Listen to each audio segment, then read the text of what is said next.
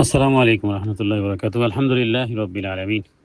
প্রশ্ন এসেছে, সালাতরত অবস্থাতে মাথায় টুপি দেওয়া অথবা সেজদায় যাওয়ার সময় চশমা খুলে রাখা অথবা পকেট থেকে কোনো বিষয় বের করা বা পকেটে ঢোকানো অথবা নামাজির সামনে মোবাইল, চাবি ইত্যাদি, পানির বোতল কখনো কখনো থাকে, সেগুলো মুভ করা ইত্যাদি বিষয়ে সালাত নষ্ট হবে কিনা।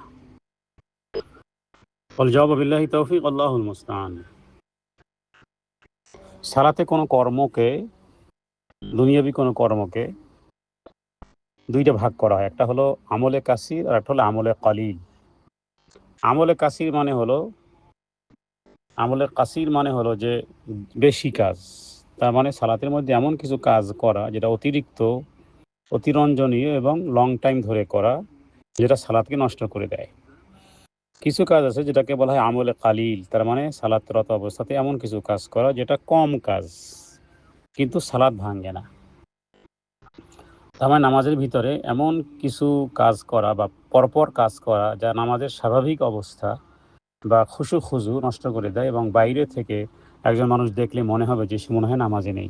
তার মনেতে তার দাড়ি নিয়ে, তার হাত নিয়ে অথবা সে শরীরে অঙ্গভঙ্গি এমনভাবে নাড়াচাড়া করতেছে, ডানে বামে তাকাচ্ছে এমনভাবে যেন বাইরের থেকে একজন মানুষ মনে করবে সে মনে হয় সালাতের মধ্যে নেই, বাস এমনি শরীর চুলকাচ্ছে। তো এটাকেই দুইটা ভাগ করা হয়, আমলে কালিল আর একটা হলো আমলে কাসির। আমলে কাসির কিভাবে নির্ধারণ হবে এ বিষয়ে ফোকাহাগণ তারা উল্লেখ করেছেন যে একটানা কন্টিনিউ অনেকক্ষণ নাড়াচাড়া করে, যেমন বারবার হাত পা নাড়ানো, কাপড় ঠিক করা ইত্যাদি, মানে অনেকক্ষণ ধরে করতেছে। হ্যাঁ, অনুরূপভাবে ৩ বার বা তার বেশি মানে অপ্রয়োজনীয় কাজ করা একটানা, তো এটাকে অনেকে বলেছেন যেটা আমলে কাসির। কারণ একজন বাহ্যত একজন ব্যক্তি যদি তাকে দেখে তো মনে হবে সে সালাতের মধ্যে নেই, বাইরের থেকে দেখলে মনে হবে সে সালাতের মধ্যে নেই। এটাই মোটামুটি বলা যেতে ফোকাহাদের কাছে সবচেয়ে শক্তিশালী ব্যাখ্যা। তাহলে সেটাকে আমলে কাসির বলা হবে। যেমন কেউ বারবার মোবাইল দেখতেছে অথবা হাঁটা চলা করতেছে অথবা এদিক সেদিক এমনভাবে তাকাচ্ছে বারবার, লাগাতার কাপড় ঠিক করেই যাচ্ছে, শরীর নাড়াচাড়া এমনভাবে করতেছে তো করতেছেই, তো এগুলো আমলে কাসির।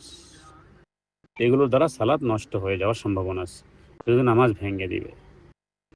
আচ্ছা, যেমন আমলে কাসির নয়, যেমন কারো শরীরে নামাজের মধ্যে হাই এসেছে অথবা চুলকাচ্ছে কোনো শরীর, সেই ক্ষেত্রে তিনি কুইকলি একবার দুইবার মোটামুটি একটু চুলকালেন। কিন্তু এমন নয় যে চুলকাচ্ছেন কন্টিনিউ করতেই আছেন, না, একবার দুইবার মাত্র ব্যাস। অথবা জামা ঠিক করতেছে কিন্তু খুব সামান্য, শর্ট টাইমে,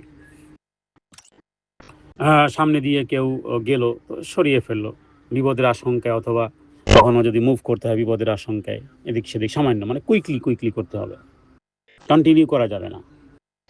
তাহলে চশমা ঠিক করা, মাথায় টুপি দেওয়া অথবা সামনে কোনো কিছুকে মানিব্যাগ সরানো এদিকে সেদিকে, এগুলো যদি করতে হয়, যদি এগুলো খুশি নষ্ট করে, এগুলোর সামনে কিছুই রাখা উচিত না। ওলামায়ে কেরাম তো বলেন যে আপনার জায়নামাজেও কোনো ছবি রাখা উচিত না, সাদা জায়নামাজ, নর্মাল জায়নামাজ রাখা উচিত। কারণ জায়নামাজ কারুকার্য করা থাকলে সেখানেও আপনার দৃষ্টি আটকে যেতে পারে। তো বাকি সালাতের সামনে কোনো কিছু রাখলেও এটা সম্ভাবনা থাকে। এই কারণে যদি কখনো কিছু করতে হয় কুইকলি করতে হবে, ফাস্ট করতে হবে।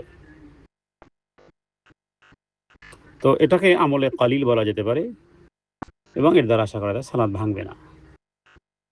আমার গুরুত্বপূর্ণ নীতি হলো যে আসলে যা নামাজের ভিতরে জরুরি নয় সেই কাজ যদি অধিক হারে হয়ে যায় এবং কন্টিনিউ হয়, যদি বেশি হয়, তাহলে সেটাই আমলে কাসির। আর যা খুব বেশি প্রয়োজন এবং খুব কমভাবে করা হলো, খুব শর্টলি করা হলো, তাহলে সেটি সালাত ঠিক থাকবে। সুতরাং নামাজ শুধু দাঁড়ানো, রুকু সেজদা নয়, বরং এটা আল্লাহর সামনে দাঁড়ানো।